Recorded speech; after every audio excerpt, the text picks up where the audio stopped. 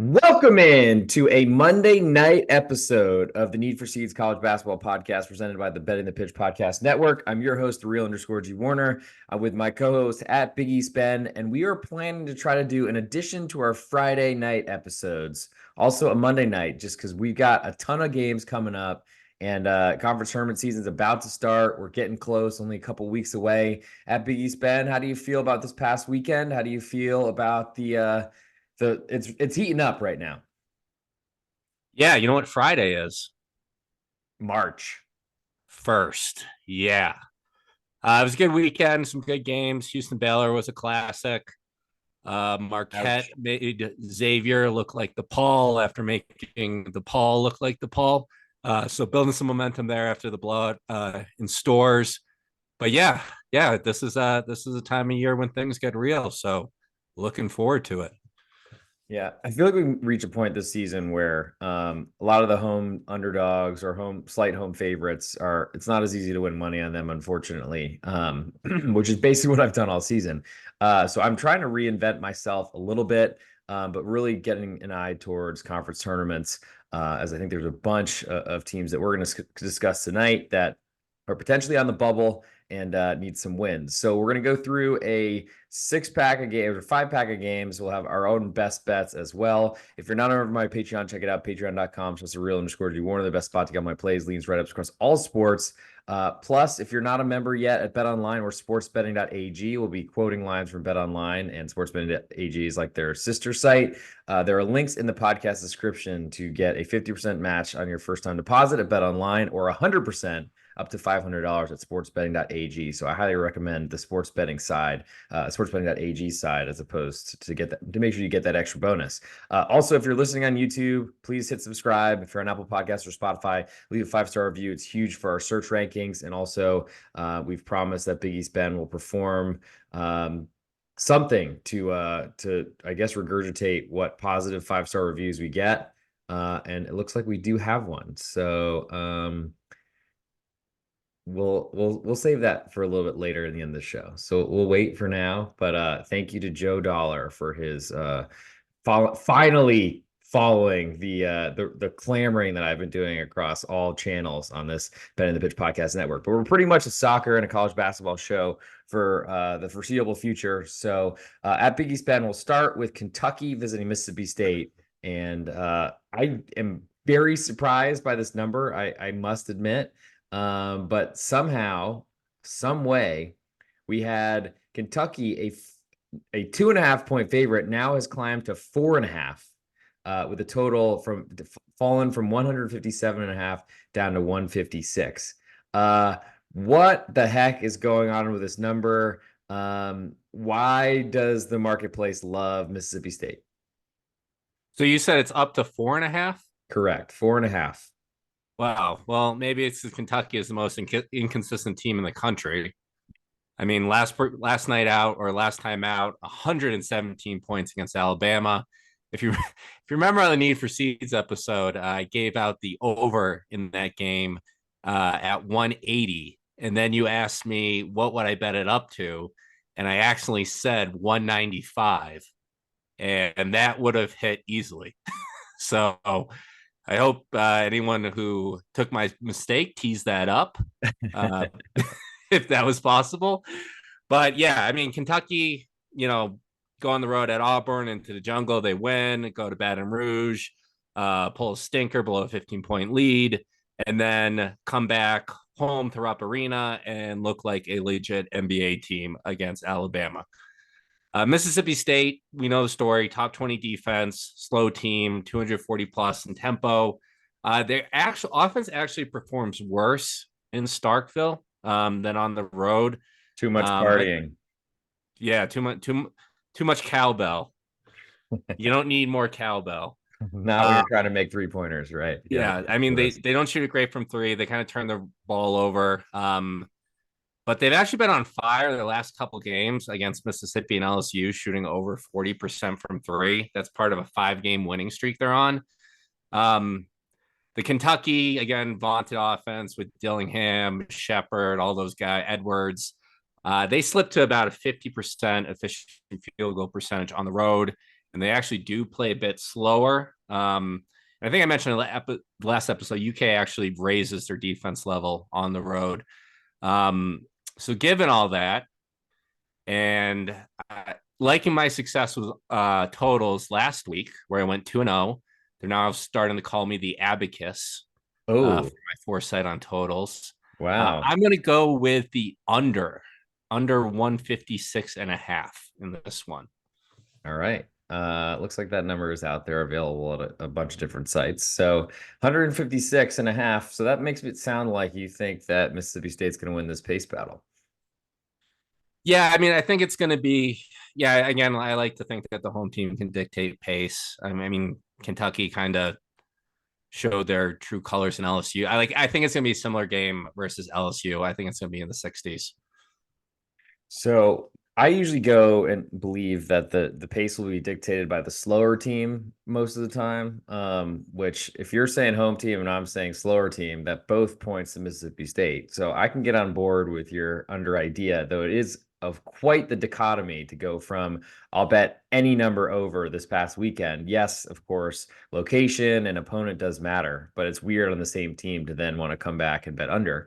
But I guess with the popular NBA zigzag theory of the playoffs from many years ago, once one thing happens, you should just bet the opposite to happen the next game. And maybe we see a little bit more defense from Kentucky. But I feel like Coach Cal is probably still pretty comfortable after that big win over Alabama.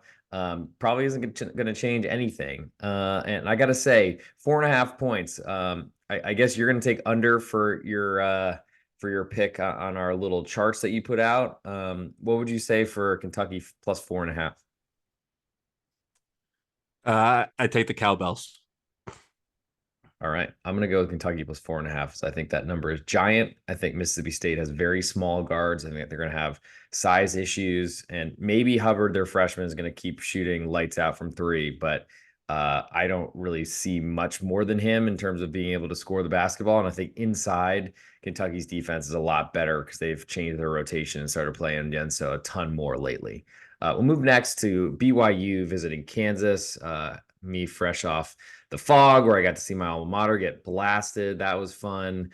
So we open at 6, total of 153. We've climbed to 6.5. Total still about 153, depending on the juice where you're looking at it. What do we think about KU? Only a 6.5 point favorite to BYU. So we all know the story of BYU. Shoot a ton of threes. I think they have the highest 3-point distribution in Division One. The funny thing is they're not all that amazing at shooting threes. I think they shoot them at a 35% clip, which is pretty middling, and actually drops to 30% in Big 12 play. So when you're shooting 50% of your shots at a 30% clip, that doesn't bode well, especially when your defense absolutely collapses on the road. 14th in the Big 12, allowing opponents to shoot about 55% efficient field goal percentage. I don't know who you put on Dickinson in this one, a Tiki or Khalifa. have you seen the Khalifa guy, the Egyptian, very heavy set, but he can bomb it from three? I've watched plenty of BYU this year. Yeah, I love his game, but I think Dickinson is just going to eat him alive. Kansas at the Fog. I want to hear about the trip more, maybe near the end of the episode. You can layer it in here. But shooting almost 60% from the Fog, from the field at the Fog this year in Big 12 play. Very impressed by the absolute evisceration they had of your alma mater over the weekend without McCullough. So I think that inspires a lot of faith to continue that trend. So I'll take the Jays minus 6.5 here. Ooh, the Jays. Interesting. That's usually a different team in a different state. Yeah, so I guess I'll go on my own little rant, if you will. Very, very cool environment. We were thinking aloud, like, where would we rather be to go to a college basketball game across this great country of ours? And I think only Cameron Indoor was up there as a potential, but I think that's second place. So unfortunately, it was not a great day for Texas Longhorns, and we'll get to them actually in our next game. So I'll save the commentary on UT for that. But environment was cool. Went to the wheel beforehand, then walked straight uphill to the didn't know there were hills in Kansas, but apparently KU, the University of Kansas, is on the only hill maybe in all of the state, which was wild. It was a really good time. The entrant or the start of the game with like the hype video and stuff, definitely like didn't feel the floor shaking necessarily, but it was awesome and super fun. And one lady, when Texas made a 3-pointer in the first half, I don't know that they made many more than that the rest of the game. She got really mad at me for my like eyeglass three celebration. Oh yeah. She asked me what that meant, and I said 3-pointer, and she said, "Oh, well, we can use that too."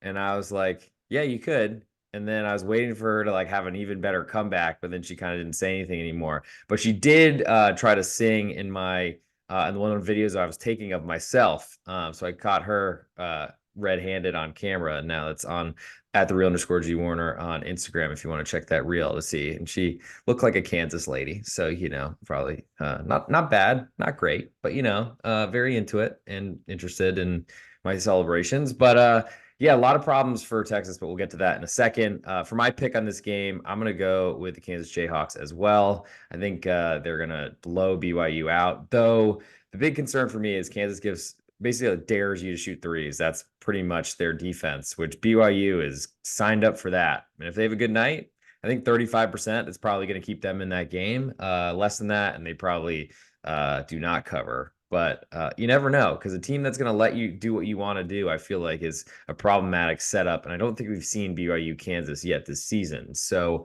that'll be interesting. I mean, Texas had no answer for Hunter Dickinson inside, and BYU is less athletic up front. So that does not seem like a good matchup to me. So I'll take Kansas -6.5 as well. Question. Yeah. How many classless hand gestures did you receive during your weekend? I got a couple compliments on my shirt that they really It was people a cool shirt. I saw the reel. That's a cool shirt. thanks. People Yeah, that was like one of my weird gifts that my ex stepdad's sister gave me, and it's worked out pretty well. Yeah, I know. Hard, long. I don't hurt yourself trying to understand that one, but yeah, that was a gift, and it's worked out fairly well. Got a lot of positive feedback from Texas fans that were there, which there were a few at the wheel before the game, but not many in the crowd overall. And then some Kansas people actually liked it a fair amount, and there wasn't too many, no bad hand gestures, no PC Friars fans yelling in your face like when you were a Marquette little boy or something like that at the dunk or the Civic Center, as it was probably called way back then, way back when.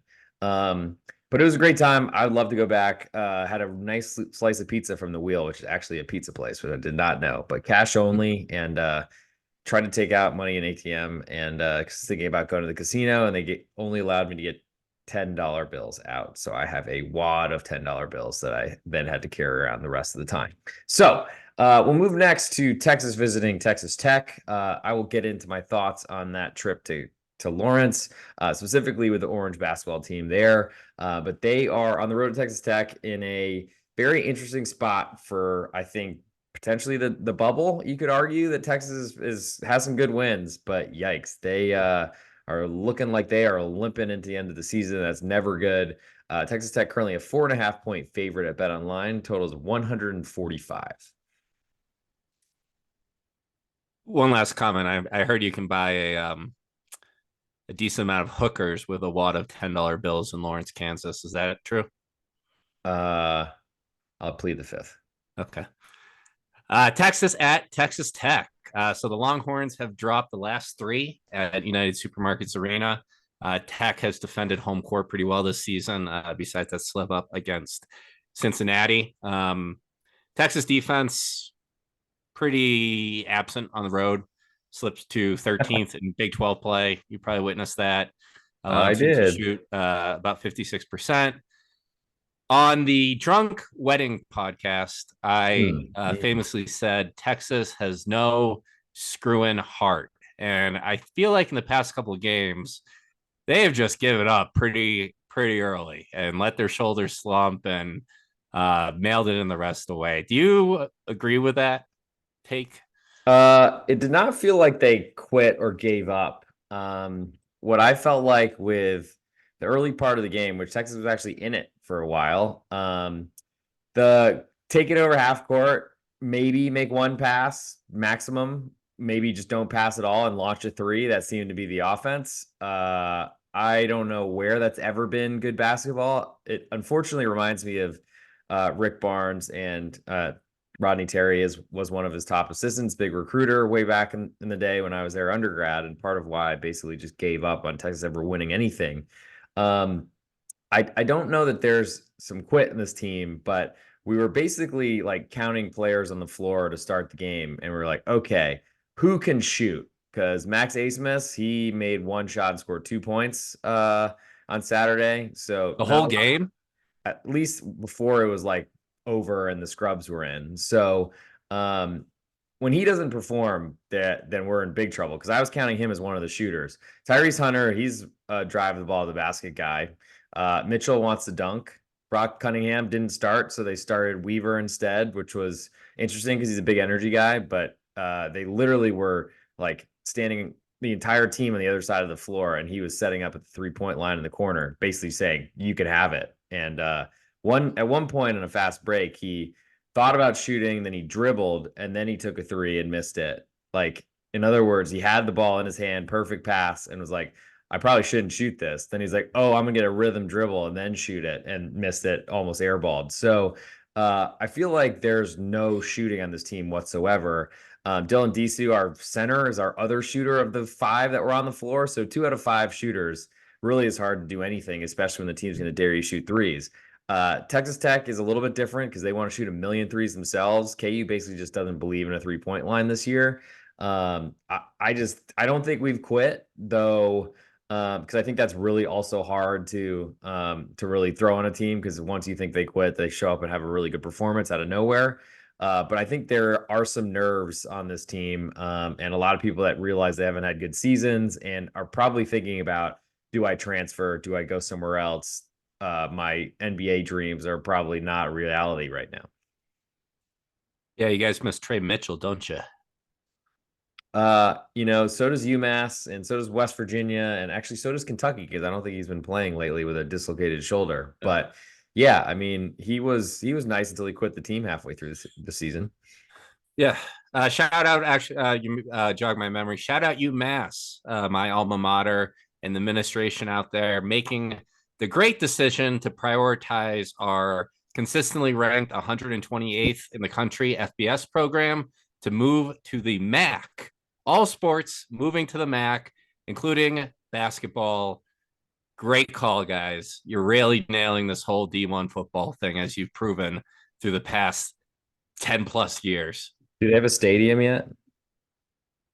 Well, yeah, I mean, they have the McGurk Alumni Stadium on campus. And then they tried doing the thing where they played home games at Gillette. Right. And That's they what I were was thinking averaging about. attendance of like 62 fans. So then they went back to playing all games at McGurk. 62. Man, that's a nice number. Yeah, I feel like the MAC is a pretty good basketball conference though. And you never know. The A10's falling apart, it seems. So it's not Yeah, I exactly. mean, you're gonna have the team traveling to Northern Illinois, and like I'd rather be in the A. You think the MAC is better than the A10? I do, but I can see what you're saying with the travel, but also the A10. I mean, it used to be a 4-bid league basically, and now are they going to get it more than Dayton? If Dayton wins that tournament, I don't think anyone else is getting in. So they really need Dayton to lose in the conference tournament and probably the conference tournament final because anything worse, and then people start thinking, oh, maybe Anthony Grant doesn't deserve to be in. Um, so unless you have more to say about the Minutemen, I think we can come back to this Texas Tech game because we haven't picked it yet. So Texas Tech 4.5-point favorite, or since you're a totals guy now, 145. Yeah, I'm gonna go with Tech here. They haven't exactly the same offensive numbers at home as away, but their defense vastly improves.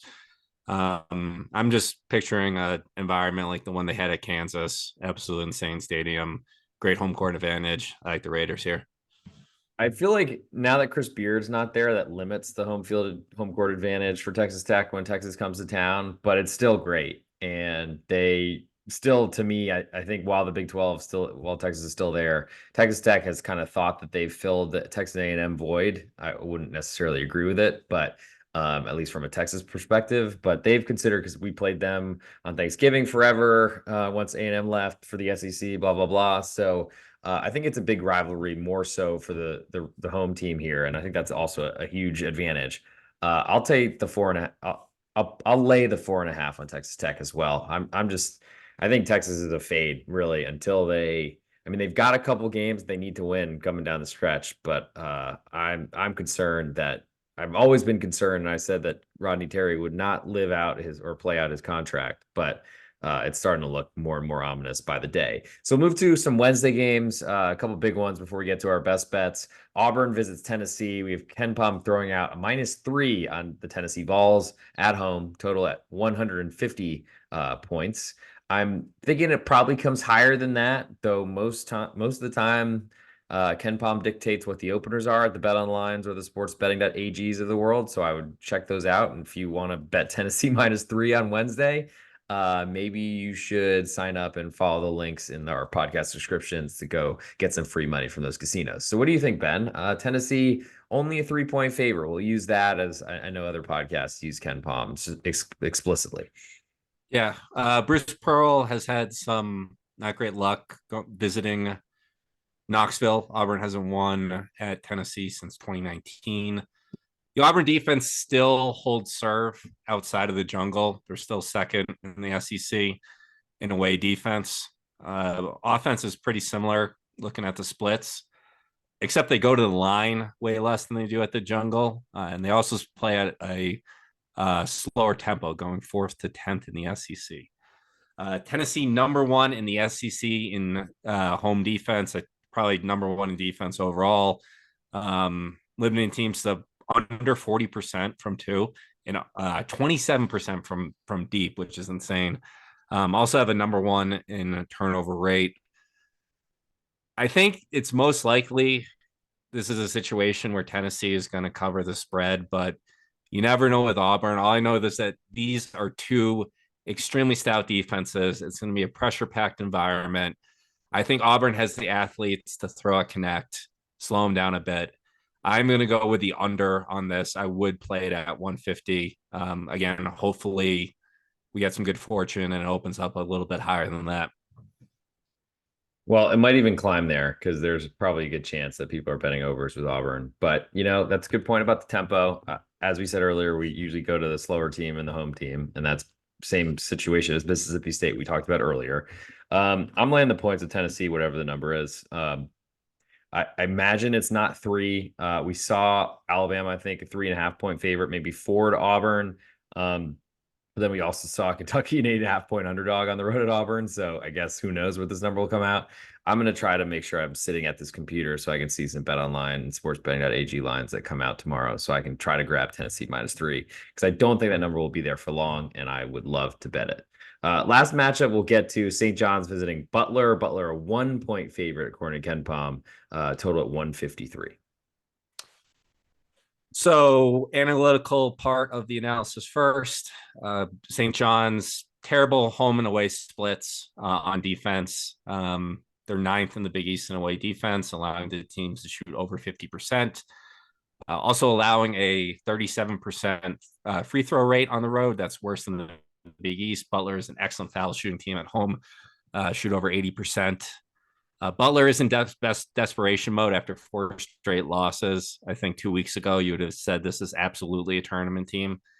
Last 2 weeks, people are questioning it. I haven't seen the latest bracketology, but I don't think the team is that bad. I mean, they caught Marquette and Creighton at home, and then dropped road games to Nova and a very rejuvenated Seton Hall team. Did you watch the Seton Hall game this weekend? Because I did. I did not. I think in the first 3 minutes, there were 3 breakaway, like pick 6 layups from Seton Hall, literally just like catching passes and sprinting the other way. Butler was so bad early and then somehow made it a game. But then they have this patented thing in the second half where they just have scoring droughts of 4 minutes or longer. I think they've done it in 3 straight games now. and it's not looking good for good old Thad Matta and Greg Oden. Yeah, it's not. But I think I like Butler in the situation analytically. Now speaking off the cuff, That's what Rick people are here Pitino. for. People are Rick here for Pitino. at Big East Ben off the cuff, especially dating back to his, I don't know, the Marquette reactions and giving us two just in case if we had editing capabilities, maybe we would have seen something different. But I think people like that. So keep going. Rick Pitino. Last Wednesday we talked about this. Great guy. Rips his entire team a new one. Uh, benches Soriano, goes about how he wanted a different team, how the facilities suck, how his team is weak, blah blah blah. Runs them over with a bus and then backs the bus back. Over the weekend, they beat Creighton pretty handedly at home, and he goes in the press conference and he says, "Yeah, these players and my assistants, like this is the closest I've ever been with a team. Like I went out, maybe a little overboard last week, but this is the closest I've ever been with my guys and my staff. And why does this guy speak in extremes every time he opens his mouth? Last week, it was the most miserable year of his life, he said. And now he says he's never been closer to his players or assistants in any team over his 40 whatever year coaching career.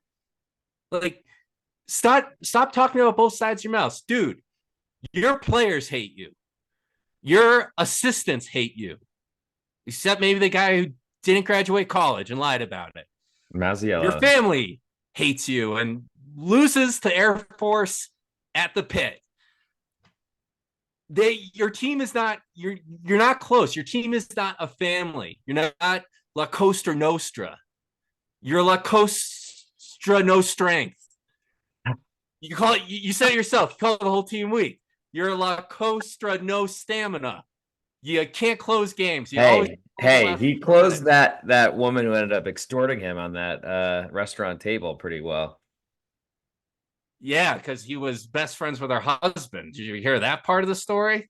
I mean, that happened to Jeff Bezos too, so I guess it really doesn't matter at this point. If you're powerful, you just take your friends' wives. Yeah, yeah. Heavy lies the crown. And your La Costa no stringing multiple wins together because Butler's taking them. Go Bulldogs! You my boy Blue. Wow. That was I don't even have a response to La Costa Nostra, but I'm looking forward to Rickon. Wow, I was gonna say reading, but I guess I have Rick Pitino on my mind now. Reading the Wikipedia. There we go, Rickon. Uh, yeah, I think I'm going Butler too. I mean, not to do with what you just said at Big East Ben, but I gotta say I think this is a spot where St. John's, maybe that was their swan song. Maybe that was their I don't know how to explain it. I really don't, but I guess that was a good win, good performance. I still think Joe Soriano would stab Rick Pitino if he could get away with it. So, no offense, I'm not calling Joel Soriano violent or anything. He's certainly a violent rebounder, but that's a good thing. Have no interest in St. John's, and I'm looking to bet against them as much as possible going forward. So, thank you, Creighton, for laying down and really not showing up because that might get us some value here. So we've now reached the end of the show. It's time for our best bets. I guess I've done enough of my background on Kansas, but we've reached the point of the show where I'm trying to get everyone to subscribe on Apple Podcasts or on YouTube or on Spotify. Leave 5-star reviews. It's really huge for our search rankings. Get us up there. So if people search college basketball betting or whatever the heck, that will come up first and we'll get more listeners, and we get more listeners, we do more podcasts as we're here on Monday. So we got a comment from Joe Dollar. Thank you, Joe. I know that you are one of the guys deep in my Patreon, so I appreciate all your support forever and ever, even if sometimes I bet against your team because I just can't help it. I think he's Who's an his Arsenal. team? I think it's Arsenal and soccer specifically, but I'm not exactly sure his college basketball squad. Big East Ben, Can you convince Griffin to start betting favorites, overs, and both teams to score in football? That's the Oh, comment. European football. Yes, that's the comment. Yeah. I mean, I guess it could apply to everything, but yeah, I mean, I think in the NFL, both teams to score is probably a pretty juiced bet at this point. Not a lot of shutouts in that sport unless you're betting the Carolina Panthers from time to time. So, do you have any ideas on how to convince me to start laying some points, laying some quarters of goals, and betting favorites? Because I think what his comment is that he's just not really into the underdog life. But I think in college basketball, I've been starting to live a favorites lifestyle, which Joe Dollar and everyone else should be pretty excited about. Yeah, I mean, I think if there is a sizable paradigm shift in talent disparity in college basketball, we can start betting favorites. But at this point, when there's not much difference between the fifth rated KenPom team in the country and the 50th KenPom rated team in the country, especially if the 50th KenPom rated team in the country is playing at home, we're going to keep betting the dogs, the home dogs, and the short home favorites. Oh yeah, baby. So until that shifts, and I don't think that's coming anytime soon, especially with the transfer portal. I appreciate Joe Dalla, but I think we're gonna stick to our strategy here. Yeah, holla for a Joe Dalla. Thank you for writing in. Thank you for a 5-star review. Huge for us. Get as many of those in there as possible. I think we still have a 5.0 average. Don't leave a 4-star review. That's not what we want here. But if you leave a 5, that'd be good. And I don't think I'm allowed to delete 4-star reviews. So if you're gonna do it, do a 5. If you're gonna do a 4 or less, I can't imagine why you'd hate us in that way. But don't even leave it. But anyway, thank you, Joe, for writing in. And it's now time for the best bet portion of the show. Unless there are other rants or other things. Actually, I got one question before we get into best bets, and I'll start it here. At Big East Ben, if you had to say today, without a bracket in front of you, what round will the Arizona Wildcats reach in the NCAA tournament?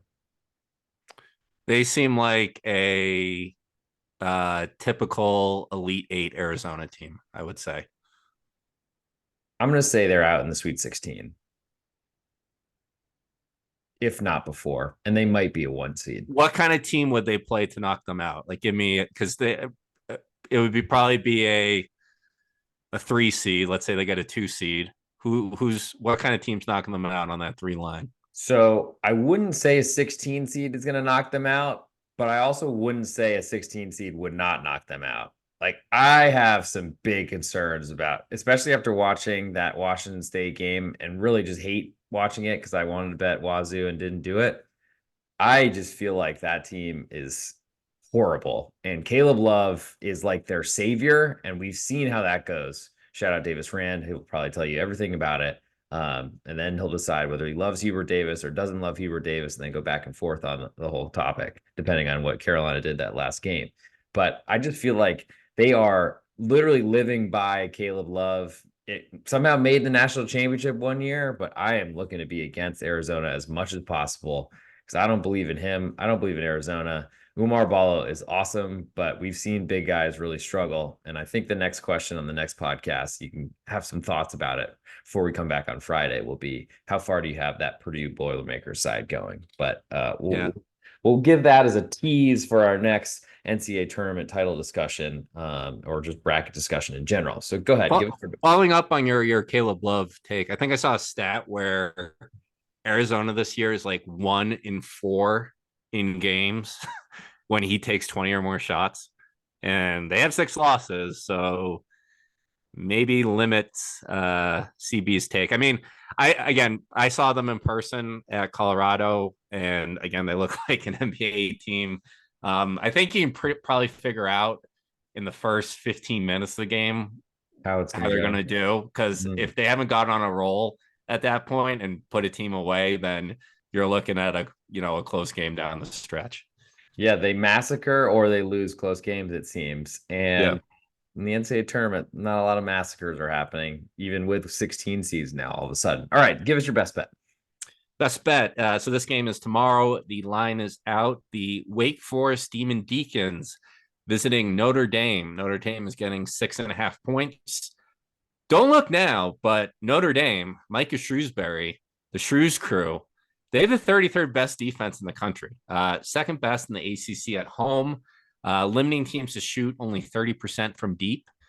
Offense still is deplorable. No argument against that, but they do crash the glass at a little higher rate at home and do a better job of limiting turnovers. Wake Forest, fresh off the big win over Duke in a huge letdown spot, also have awful splits home and away.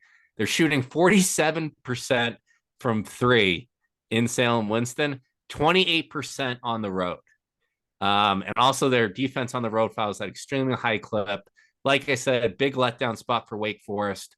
The only thing I ask of Notre Dame to Lou Holtz or whoever their president is, make sure that before the game you install a machine gun nest, maybe at press row, and Jay Billis can sit in it and mow down anybody willing enough to or daring enough to storm the court. That's all I ask.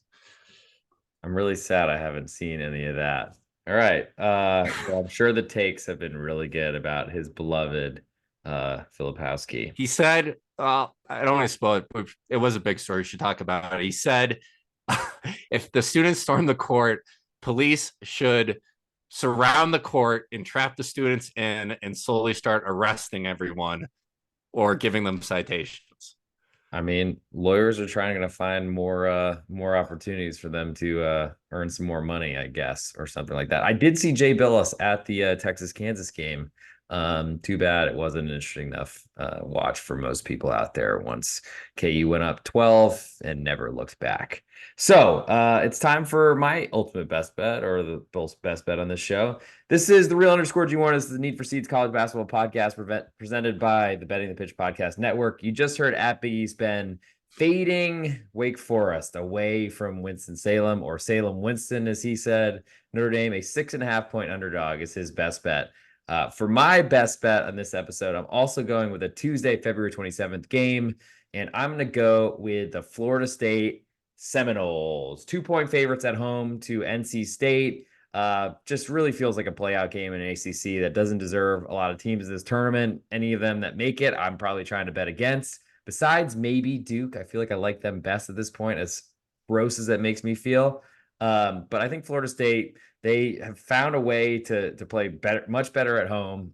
Looked like a team that were an auto fade earlier in the season, but I think they get a home win against NC State and cause more problems to ACC. So at Big East Ben gave you Notre Dame plus 6.5, another ACC game. I'll give you Florida State -2 on this episode of the Need for Seeds podcast.